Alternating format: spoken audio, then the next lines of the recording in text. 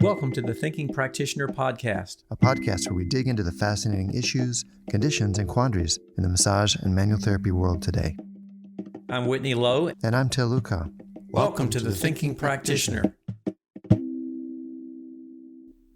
And welcome to the Thinking Practitioner, where Books of Discovery has been a part of massage therapy education for over 20 years. Thousands of schools around the world teach with their textbooks, e-textbooks, and digital resources.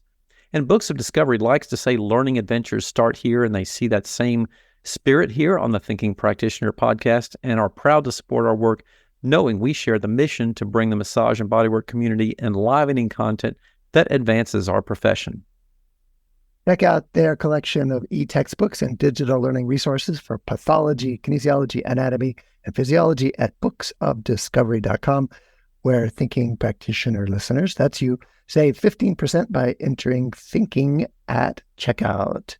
Hey, Whitney, how you doing? I'm doing very well, sir. How are you doing? It's good to see you again. We've been off on a couple of different interesting tangent solo things here, but it's good to be back with you again here today. Well, yeah, we've done a couple of solo episodes, and you've been some interesting places. Yeah. Anything, tell us about that? Yeah, I was out of the country for a little bit, doing a 5-day training down in Costa Rica with some wonderful folks down there, and getting to spend some time in the jungle and the heat. And so it's good to be back in the dry climate again. But yeah, I had a good time down there. Had a very good time down there. Dry and high Oregon. Yes, indeed. Sounds like a great time. I know I've been down there to that part of Costa Rica years ago and really enjoyed it. Mm-hmm. It's a wonderful place. Yeah, wonderful place. So, So we talked about a couple episodes ago, I had a thing with Patty Schenk. We talked about education some, and we're going to spin off in a little bit different place with that today, from what I understand, right? What are we talking about today?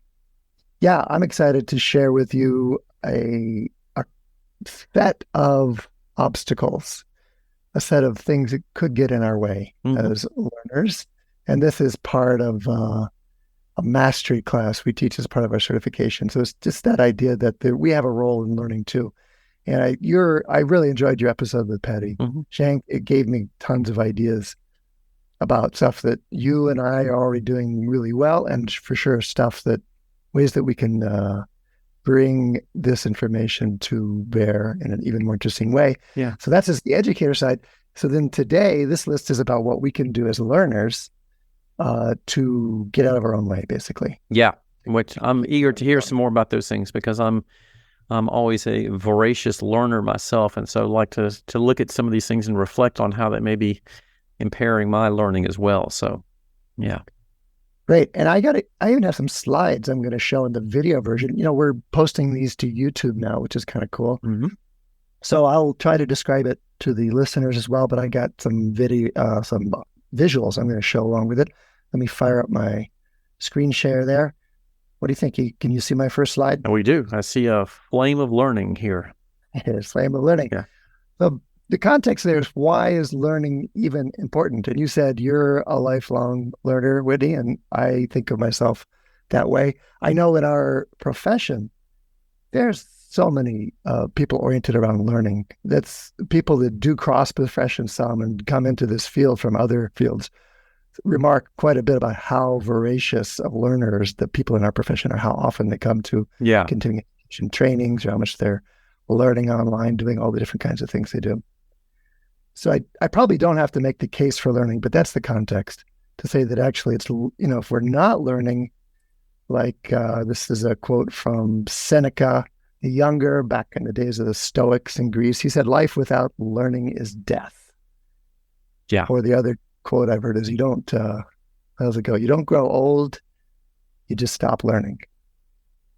Yeah. And, I think this in of itself is so important, because there is a kind of mindset that we hear sometimes, I think, discussed in phrases that people use when they say things like, "Oh yeah, I'm going to finish my education," meaning I'm going to get my degree and we'll be done. But that, the real thing to remember, especially nowadays with things that change so often and so fast, there is really no end. There's no end to it, for sure. Yeah. And then there's learning in the big sense too, which you could make the pretty strong case that what we do in our hands-on work is a kind of learning, or I help our clients' bodies learn, help them learn what different things feel like or what different movements are possible. And then maybe in terms of mechanisms, we're having a bigger effect in the learning department, even with our hands-on work, than in any other department. Yeah. That's one interesting argument. Yeah, for sure. But another tradition here, the Confucian tradition says, without learning, the wise become foolish. With learning, the foolish become wise. I don't know where I am on that continuum. Yeah. I think of you as wise. I guess that leaves me on the other side. I think of myself foolish pretty frequently too. So yeah. All right, but it's the difference between knowledge, I think, and wisdom too. That there's a certain amount of information we get, but that learning involves a whole lot more than just taking in information, say, or facts or techniques or whatever it is. Yeah. It's helpful for me to think about what we do in the context of learning traditions. Getting better at something like our work, like we do, has many other companions in this set of traditions that emphasize learning. Certainly academia is all about that. The accumulation and refining and building of knowledge upon previous scholars. There's certainly spiritual and religious traditions that emphasize learning, like beginner's mind in the Buddhist tradition, or we just heard the quote from Confucius about becoming wise. And then in the Christian tradition, there's many of them, like Proverbs, emphasizing the accumulation of understanding and insight over the accumulation of gold, or Jesus comes little children. This is part of this evolution as a being that I think is embedded in a lot of traditions, as well as scientific research is a learning tradition, martial arts, trade, artistic apprenticeships. Business is, this emphasis on a learning organization, and lots of business consulting has to do with helping businesses learn, as well as professional continuing education requirements in our field. Lots of learning traditions that we're a part of. Yeah. There was an idea that learning would become electronic. And I'm showing a picture to the video viewers of an illustration from a French magazine about the way that life would be in the year 2000. This magazine was written in 1901. So 100 years in the future, in this magazine, they pictured a classroom where the professor is grinding up books in a kind of mill. And somehow the information is going to little wires and going into the students' heads through his caps and headsets. Yeah. Which, it's to me kind of interesting when I see that particular image there, and I'm reminded of the story of the Rip Van Winkle syndrome in education. Have you heard that metaphor? No, tell me about that. So, the story of Rip Van Winkle is a guy who falls asleep for 20 years or whatever it is, some period of time, and wakes back up and everything has changed in his world around him. And the metaphor in the education world is, Rip Van Winkle fell asleep in the early 1900s and woke up in modern day and was walking around. Is completely astounded by, these big things flying overhead and these vehicles zipping around and people looking at these devices in their phone. He's just like completely, astonished at all the things that are happening. And then somebody takes him into a building, into a classroom, and he says, "Oh, I know what this is. It's a school. It looks exactly like it did back when I was studying." And maybe some of the schools haven't changed. That's one of those things yet. It hasn't really changed a great deal in that period of time. Or our ideas about how to get people information haven't changed. Like here, they're grinding up the books and putting them right into the student's head. That's what they pictured the future like. Yeah. And there's this idea that we can just go online and get some information, take some classes, and satisfy our requirements and be done with it. Yeah. But the shift in perspective that might really help us to think of learning as an attitude rather than an activity. So a way to think about things more than just something we do, but a way to approach life. It's not just picking up the book and shaking out the information into your head. It's actually shifting the way we see things. Or this one that like teachers love to quote, it's like cliche, it's been quoted so much. Learning is not the filling of a pail, it's the igniting of a fire. William Yeats. By the way, calling it a cliche, I just realized is one of those obstacles to learning. That's the trivializing one. I just trivializing. Yeah. Right. Anyway. Yeah. Let's go through those. Yeah. I got like 10 or so of the kind of greatest hits. And this list comes from Julio Olaya.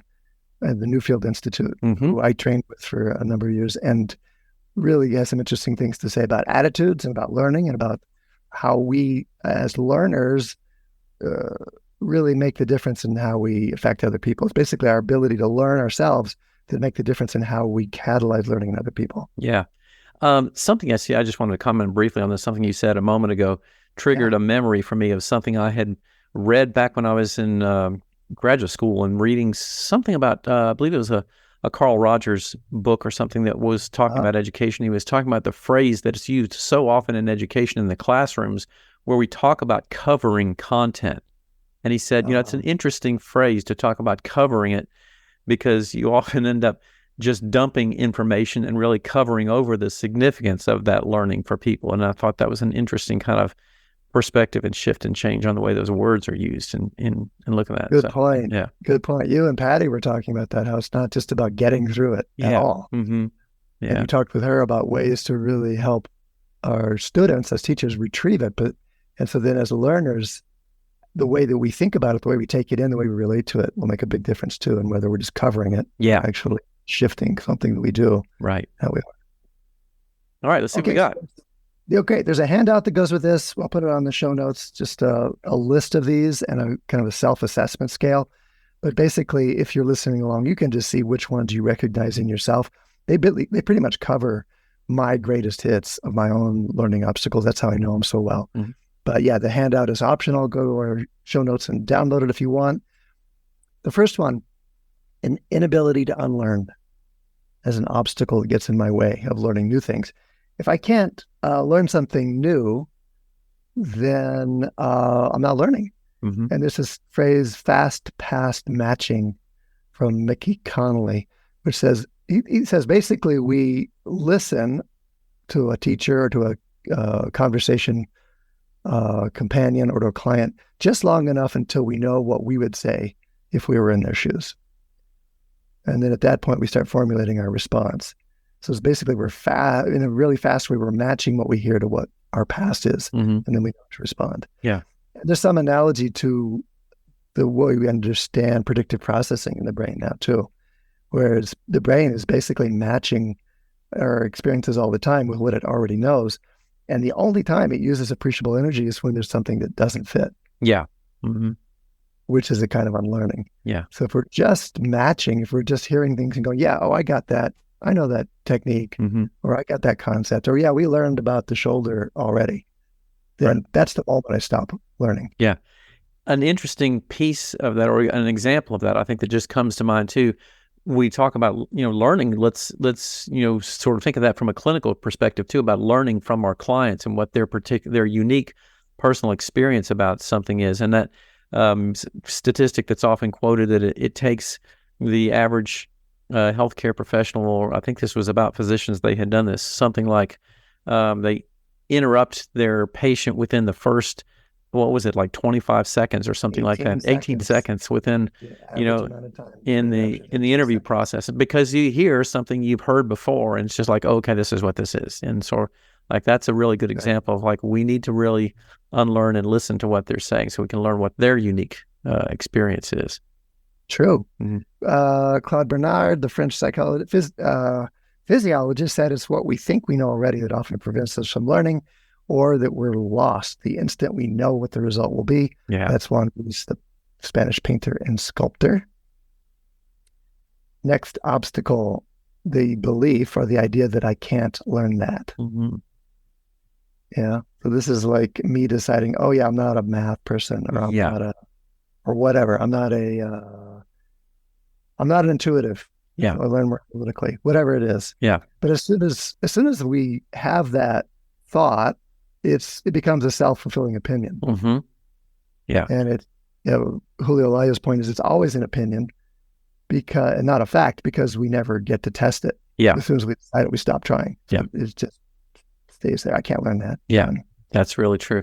I have had to grapple with this a lot in talking with a lot of students too, especially in the early days of our online education experiences, convincing people that they could learn valid and relevant things in an online environment. And because everybody say, oh no, I'm a hands-on learner. I have to learn this by doing things. And so there's an obstacle there yeah. to recognizing there's different types of learning that are going to be done in those different environments.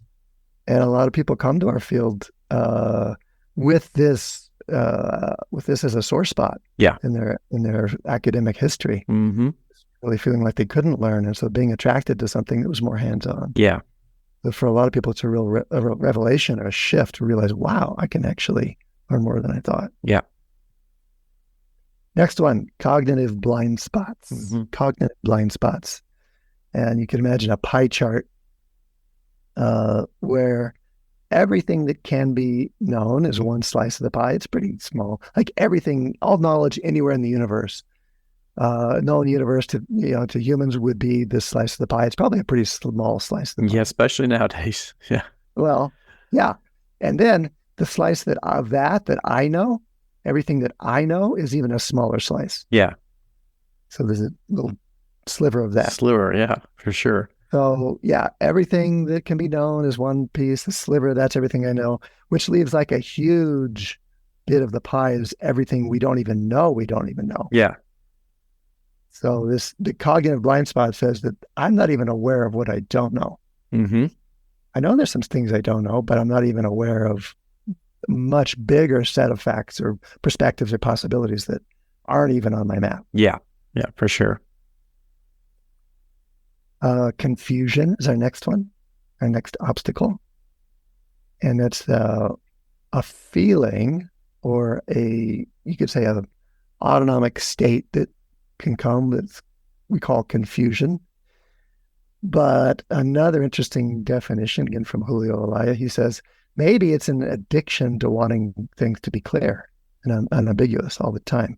Maybe what we call confusion is just a fixation on having it clear all the time, or lacking tolerance for chaos and uncertainty. That if we could allow things to be a little less clear, maybe we'd be less confused. Yeah. So, well, a question I want to pose to you in terms of confusion here. What do you think this confusion, I think, often may arise because of, let's say, a prior inaccurate or incorrect understanding of something, when then somebody's applying that learning to a new thing that they're encountering and they're confused because this doesn't jive with what they've learned before. I mean, how do you I guess you have to get to a point of recognizing, and then we're back to those things you mentioned a few moments ago about unlearning something that's maybe precisely inaccurate. It may be even accurate, but if it's prior, I'll be confused if I'm trying to match what's happening now to something in the past, as opposed to letting myself suspend judgment long enough until the new pattern can emerge. Yeah. I was trying to fit it into what I know already, whether it's accurate or not. Yeah. Yeah, I'm going to be confused if it doesn't fit. Ida Rolf called it learning to be comfortable walking on shifting sands. And that's something that she would say often to her students as they go, wait a minute, this doesn't fit with what traditional, kinesiology says. She says, well, you got to learn how to be comfortable walking on the shifting territories. Maybe these things aren't quite as fixed as we think. Can you still make your way across the sand dunes? Yeah, that's good. I like that. Another obstacle, and this is one of my personal favorites, is an unwillingness to admit that I don't know. An unwillingness to admit that I don't know.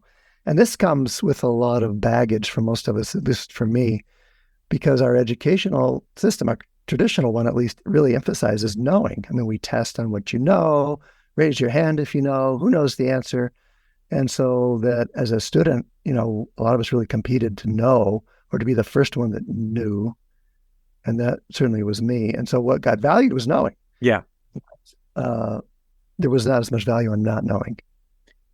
And do you think that, I was talking with another educator about this past weekend over in Costa Rica when we were down there about especially with adult learners, there's, you go into let's say a continuing education course or even your entry-level basic training programs, there's a lot more inhibition, I think, of people talking out and, posing their opinions, their ideas when they think they're going to be maybe, looked down upon or they don't feel comfortable knowing things. And this is especially true, I think, so often when you have, like in the continuing education realm, you'll have people who are in your course who are just out of school and people who've been in practice for 25 years and in the same room, supposedly learning the same thing. So I think that's an inhibition for a lot of people to open up and say things. That's right. On both sides of that spectrum, the newbies are going, oh my God, I don't know anything. Yeah. The people who are doing it for 25 years says, wow, am I really out of date? I don't know. But there's that we can work that in any particular way to feel that is, we're basically unwilling to admit that we might not know. Yeah. Or to in that place of just like, oh geez, I have no idea. Yep. Or as Voltaire says, a doubt is an uncomfortable position. There's a kind of vulnerability in that. Mm-hmm. But Voltaire also said certainty is a ridiculous position. Yeah. So that the certainty we get of, I got that, I know this, I'm so sure about this, is basically also an obstacle to learning something new. Yeah. Buckminster Fuller, who was a big influence in my field, and Ida Rolf, and the idea of tensegrity came from him. He says, there's basically an attitude you need to have as a learner, and that is to dare to be naive, he called it. The courage or the audacity to be naive. Yeah. And that's kind of back to what we were just talking about a moment ago too, is that, and I'll just speak, as educators, one of the things that I find is to be very important is to create a safe space for people to be okay with that place of not knowing. And that's sometimes not created real well for a lot of the classroom spaces that people are in. That's true. And for our clients. It's sometimes our clients will come in feeling like they need to know what's going on, and to know the answers, they need to do it right or whatever it is. And creating that safety for them not to even know what they're feeling. Yeah. We'll ask them a question, what do you feel? They don't know how to answer that. That can be a difficult moment for our clients as well. Yeah. But that's it. As a teacher, that's our first job. I see it. My first job is to help people feel comfortable in an unknown place. Yeah. And on the flip side of it too, I was reading this was on a website that was about patient advocates, saying that it's a completely new environment and situation in 21st century healthcare where patients may often go see their health professional armed with a wealth of information they got off the internet or wherever else. And sometimes if it's something possibly unusual, they're coming in and they know way more about this than you might as the practitioner. And so we have to, be okay being in that place of saying, well, I don't know. Tell me what you've learned or what you're knowing about here. So even as the practitioner. Yeah. Absolutely. That's right. Another one, not making learning a priority, not making learning or the practice of learning a priority. Like just prioritizing other things in life besides the learning, burning the candle at both ends, staying too busy, going on to the next thing without giving yourself time to integrate, practice, feel into what you got. I mean, that's the continuing education junkie syndrome, where you go from workshop to workshop. Yeah. You don't make the time to actually use and absorb and practice what you're learning, for example. Or on the other end, just staying so busy with the rest of what it takes to have a life that there's no space anywhere for that. Yeah. Never mind going to a lot of workshops. I'll throw a little scorecard in the handout too. You can just do it as you listen here as well. Just think for yourself for a second, how many times in the past year did you participate in professional continuing education? How many times in the last year did you do some kind of continuing education? Just think of a number. How many times in the past year did you research a client's condition, where you actually had a client come in, or hear about a client where you actually go online, or you look up one of Whitney's courses, or you go pull out your Massage and Bodywork magazine and actually research a condition? How many times in the past year would you estimate? Another number. How many times did you ask questions about a client or a condition from peers or supervisor? That kind of counts as research, but it's a little different when you're asking a real person too, because then you can have a conversation. Yeah. How many times in the past year did you seek professional care for yourself? That's a learning experience for us as practitioners, whether we're going to another body worker, or even a dentist, for example. We learn things. I always learn something from going to other professionals about how they manage the conversation, about how they construct the interaction, about the expectations they set. Really amazing and useful things. Yeah. It's a learning experience. How many times in the last year did you talk shop with other practitioners? So these questions I'm asking, how many times, they're all things that basically give you a sense of how much you prioritize learning or not.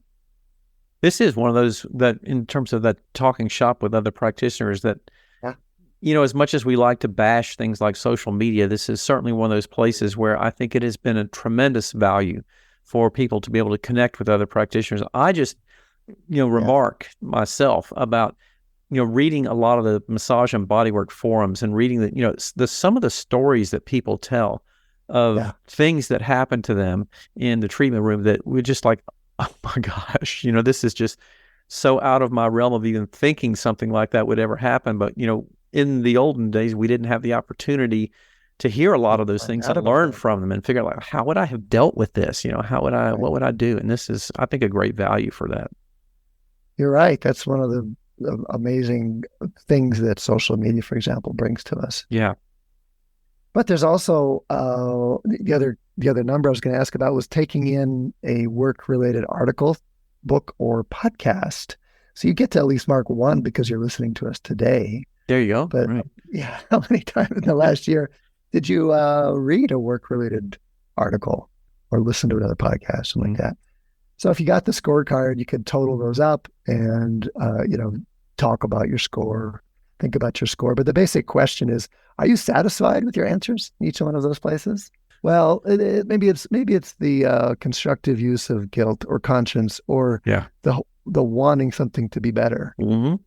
There's a lot to be said for accepting things as they are, but the question here is like, are you happy with those answers, or is there something else you could do to shift those priorities for yourself? Yeah, that sounds good. Okay, back to the top 10 learning obstacles. Next one, trivializing. Basically not taking advantage of the opportunities that you're in by discounting them. And it could be saying, like I did before, this is really cliche. It could be like, wow, this is just going to be on the test. It could be saying, I'm not going to use this. It could be saying this teacher hasn't been teaching as many years as I do, as many years I have, so I don't need to listen. Whatever you do inside yourself that trivializes the opportunity you have in front of you is an obstacle to learning, basically.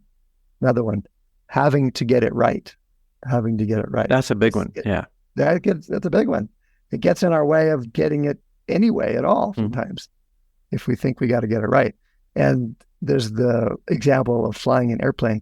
You want to get that right. Yeah. And that's the learning you do for that kind of skill is important to get that right. And so there's lots of ways to practice that where your mistakes aren't going to have a big consequence. But in most things in life, the only way you learn is by not getting it right. Yeah. By trying it different ways and self-correcting or getting input about doing it a different way. Mm-hmm. Yeah. And, again, I kind of keep going back to this but it is relevant, I think, in talking about this. This is something I've had discussion with lots of educators over the years about. One of the things that I think is really an outstanding potential benefit of a lot of the online education models is it really decreases a lot of the inhibition that people have about having to get things right publicly. Like we were talking about the fear or inhibition that people feel in the classroom environment about saying things or jumping in or making mistakes in front of their peers publicly. The ability to make those kinds of mistakes and learn from them in a more private environment for adult learners, I think, has really been a significant benefit for people when they're doing those kinds of things. That's great. Mm-hmm. That's great.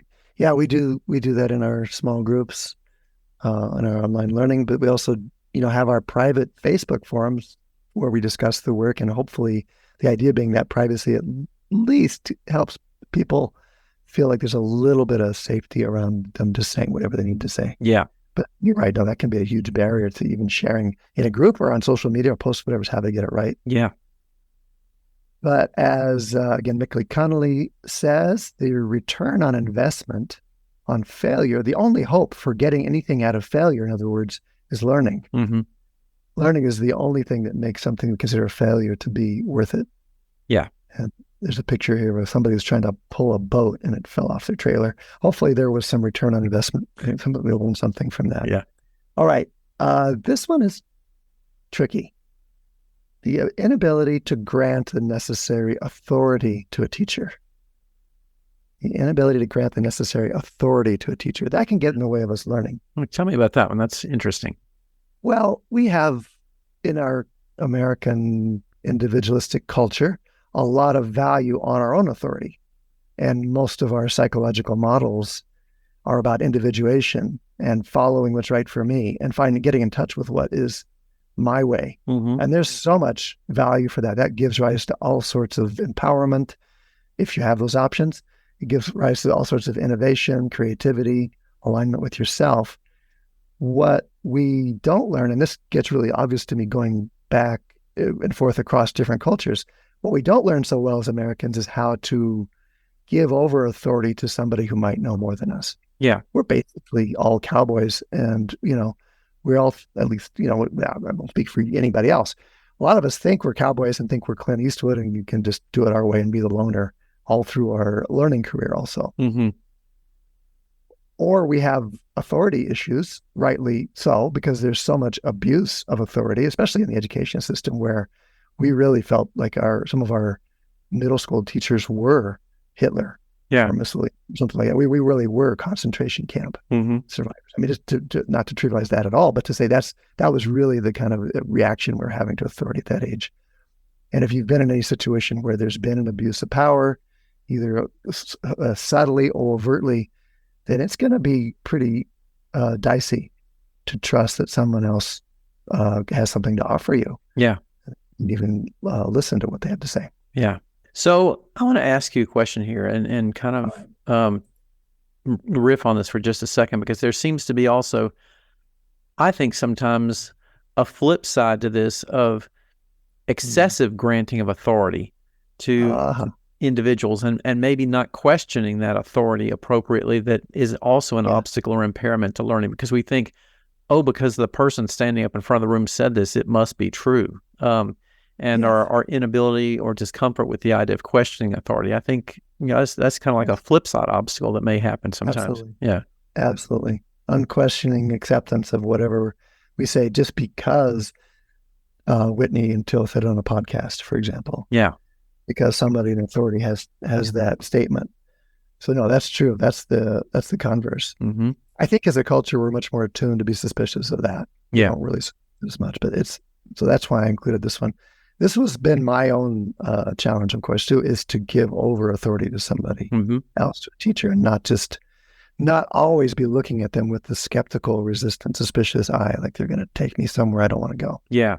Mm-hmm. Okay, another one, forgetting that learning happens in the body. We could say everything happens in the body, but learning is another one. There's lots of research that shows that people that can participate with their bodies in learning, remember more, get a better understanding, can apply it better, even if it's just conceptual information. So what would that look like? Tell me about, what does learning in the body look like for maybe, I mean, it's obvious to see what that looks like for, learning a new treatment technique or something we're doing, but what about like you mentioned, conceptual models and things like that? What does that look like for learning happening in the body?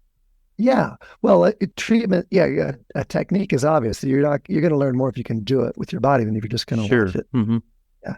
And then a way to actually stay comfortable in your body, to actually connect what you're learning to movement, to stay fresh is one thing. I mean, literally just standing up and learning something, you're going to learn it differently than sitting in a classic school desk with a molded plastic chair and metal legs that you're fixed in a certain position. So being able to adapt and respond in your body is just going to help you mentally process things. It's like Feldenkrais's idea that has been borne out by neurological research. He said there was no cognitive activity without a motor correlate. And his example was subvocalizing. And sure enough, almost nobody can read without some sort of motor activity in their throat and tongue. Really? Huh. Yeah. It's almost, it's subtle for many of us. We don't realize it, but if you put a machine up to it, you can detect it. We all are doing something with our body, even when we're thinking. Even thought is a motor activity from that point of view. And then from what we know about retrieval of prior learning, then if my understanding is correct about that, many times we want to try to be able to reproduce the motor activity that was present when the learning occurred to retrieve that learning whenever possible, right? state dependent or motor dependent kind of retrieval. Make a lot of sense. So learning the technique while you're doing it, for example, in the context was the obvious way to do it, but also probably mocking things up in a way that you can remember, and let your body remember what you know. Yeah. Right. You have those terms like muscle memory and things like that. Musicians know a lot about that. Athletes know a lot about that. Yeah. It's true for our physical disciplines as well. Yeah. Just recalling a conversation I had with some of my college classmates when they were staying out way too late, partying and drinking excessively on a night before an exam, and when they should have been studying, and saying like, well, if you're getting seriously inebriated the night before when you're studying and trying to read this stuff, that doesn't necessarily then translate into like, you should go in and take that exam while you're really wasted also. Not so much state-dependent retrieval in that case. Right. But we could say, in a classroom, we want people, and we want ourselves, if we're a student, to basically be chill about it, to be relaxed, to be in a state of receptivity and openness so that we can take in information and then use it and retrieve it. Right. Something like what we want to work in too, the state of autonomic calm that we want to work in. Yeah. So that's the next obstacle too, is like there's a bunch of body-mind states that are not conducive to learning, like embarrassment is one of those. We talked about that. The shaming that can happen in different educational processes of not knowing. But also alarm, also maybe inebriation or hangover, like you said. Mm-hmm. But or extreme boredom or restlessness. And there's a reason that so many kids that gotta move get classified as having attention issues. Yeah, because we're not really good in the conventional education system of letting people process in their body. We insist that they find a body-mind state that is essentially cognitive, focused, and still. Yeah. Which is only one possible thing on the whole continuum possibilities. Yeah. The this story comes in. Have you seen the TED Talk episode with Ken Robinson about how schools kill creativity? No. We'll probably put a plug for this in the show notes. It's a wonderful talk, but in there he talks about this very issue by describing the school experience of Gillian Lynn, who was the choreographer of Cats and just numerous Broadway musicals, and just essentially telling the story of how she was in school and just doing very poorly and having a very hard time in school. And her mom took her to the principal, and the principal, who was someone who had a fair amount of insight, apparently, luckily for her, eventually ended up saying to her mom, "There is nothing wrong with your daughter. The problem is she's a dancer. And she needs to get out of the school and go to a dance school because that's what she needs to be doing. That's where her learning is going to happen and everything." It's a wonderful story, and I would encourage everybody take a listen at that TED Talk. Yeah, Ken Robinson. Okay, we'll put that in the show notes. That was my story. I wasn't a dancer, but I was not a kid who was happy in a classroom, and I was lucky enough to have had teachers and parents and different people that gave me opportunities just to learn by doing. Yeah. So that was really my story as well. Because openness and curiosity, that like the precursors of learning, are themselves body-mind states. Mm-hmm. The ability to learn is preconditioned by the state that we're in our body. Yeah. If we're alarmed, if we're shut down, if we're tired, if we're fearing of being bullied, whatever it is, we're not going to learn as much. Well, I'm trying to make an adult. I'm going back to my school days for these examples. Yeah. If we think we're going to be harshly graded in a continuing education, or if we're going to be overwhelmed with information, or all the things that get in the way, if we had to stress about getting to class, like getting ready for this podcast, the computer not working, we're just, whatever it is, if we come into that situation in a stress state, we're not going to learn as much. Yeah. Body state that doesn't predispose us to learning. Yeah, I think so. Yeah, and some of those are really challenging, some of those places to have the self-reflection, to be aware of where we are and what those things are doing for us. I think that is a challenge for so many people. You talk about the self-awareness to understand if I'm in an open place or not. Yeah. Mm-hmm. That's absolutely right. Yeah. That's right. Yeah. But so it's there's a little exercise I thought I'd end on. That's my list, basically. Yeah, I like that. But there's an exercise we could try where if you shift your, listeners, viewers of the video, whatever else, shift your body toward more openness than you're now. Open something somehow. Maybe it's your breath. Maybe you take a deeper breath. Maybe you relax your body, let some tension go. Maybe you soften your eyes. Maybe you soften your jaw. Maybe you relax your face. Maybe you relax your ears if you're listening. But if you just do that, if you just take a second and feel that openness or relaxation in your body, that's going to allow a whole different sort of experience of listening or watching or taking in information as well. Yeah. Yeah. That's all there is to it. That's the basic exercise. That's the body-mind precondition that you need for learning. It's just opening something. And I think, a lot of those, we talked earlier about, sometimes like you were speaking about the hard chairs and the desks and all that kind of stuff that's present in a lot of the formal education environments aren't terribly conducive to that sometimes. And it's, that's one of the things that I've found to be both unique and fascinating and helpful in some of the things in that were done in massage education, at least in my training and the time we did it, which allowed people to move their bodies around, to stand up, to get up, to sit on the floor, to stretch out, to be in different positions, to be receptive to what was going on. And there was acceptance of that, acceptance and openness to for people to be able to do some of those kinds of things. And so that's true. Yeah. It's long been a field where lots of experimentation around experiential learning makes sense, because that's what we're teaching, a physical thing. Yeah. In innovative, creative environments. I traveled and did teacher trainings for a couple decades early on, and it was really, really fun. And there was such talented teachers in different massage schools around the country too, already doing amazing things. I learned so much every time I'd go into a school. Yeah. And help start those conversations of how are we teaching this stuff? Yeah. In this situation. Right. I know you've done a lot of that as well too. So yeah. Well, thanks for sharing those. Those were wonderful. And I took away some good things there that I want to kind of go back and take that scorecard and sort of look at some things of what I'm doing and find some better ways to bring openness to those learning experiences for myself too. That's it. The scorecard, I'll put that on the show notes again. It just helps you rate yourself in different areas and ask, where could I be more open or be more easy around this whole question? Yeah, cool. So what else, Whitney? Anything else you want to throw in our mix here? Yeah, I think that's a nice overview of some of those things for people to keep in mind as they're looking at, just reemphasizing that learning has to be a constant, ever happening process for us in order to both grow professionally and keep ourselves interested in the things that we're doing. I think that is so crucial for all of us. And the more we can kind of know and understand about how to do it right and to do it well, it'll make those experiences so much better for everybody. So thank you again so much for sharing those. That's a great list.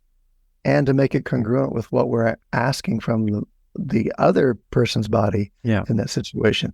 We can find that in ourselves, that openness, that relaxation, that adaptability in our own bodies or our own imaginations. Then we end up learning a whole lot more about this and everything else. Time for our rollout? Yeah, we can roll it out from here, I think. The Thinking Practitioner Podcast is supported by ABMP, Associated Bodywork and Massage Professionals. ABMP membership gives professional practitioners like you a package including individual liability insurance, free continuing education, quick reference apps, online scheduling and payments with Pocket Suite, and much more. And to remember, ABMP's CE courses, their podcast, and Massage and Bodywork magazine always feature expert voices and new perspectives in the profession, including yourself and me as well. And Thinking Practitioner listeners can save on joining ABMP at abmp.com/thinking. And today's show is also sponsored by the Academy of Clinical Massage, where our mission is to help you become a better practitioner working with pain and injury conditions. And it's challenging, and we do too, to find high-quality training in your location when you need it. And we try to bring you exceptional orthopedic massage training to the comfort of your home through our innovative online programs, so you can learn anytime, anywhere, and immediately help more of your clients. So this year, we're completely revising all of our online orthopedic massage programs, and you can learn more about these at academyofclinicalmassage.com. I look forward to checking that out. I know you've been working hard on it. Yeah, still going, still chugging away at it. So yeah, we'll get there. Yeah. So, and we would like to say thank you to all of our listeners who've hung out with us today and do hang out with us frequently. And thanks again to also our sponsors. You can stop by our sites for the video, show notes, transcripts, and any extras over there. Those resources, you can find them over on my site at academyofclinicalmassage.com. And Til, where can they find that with you? advancedtrainings.com. If there are questions or things you'd like to hear us talk about, you can email us, or you can also just read your question into a voice memo on your phone and email us the memo, and maybe we'll even play it on the air. That'd be kind of fun. Yeah, right. The email is info@thethinkingpractitioner.com, or look for us on social media under our names. My name is Til Luchau. Yours? Today, my name will be Whitney Lowe, and you can rate us on Apple Podcasts. If you will, that does help other people find the show, and you can hear us on Spotify, Stitcher, Google Podcast, or wherever else you do happen to listen, your own favorite podcast app of choice. So, as usual, please do share the word, tell a friend. Thanks for being with us today. Til, great to be with you. Thanks for that list of fascinating learning obstacles that we're working with, and we will pick it up here again soon. Thanks, Whitney. See you later. Okay, see ya.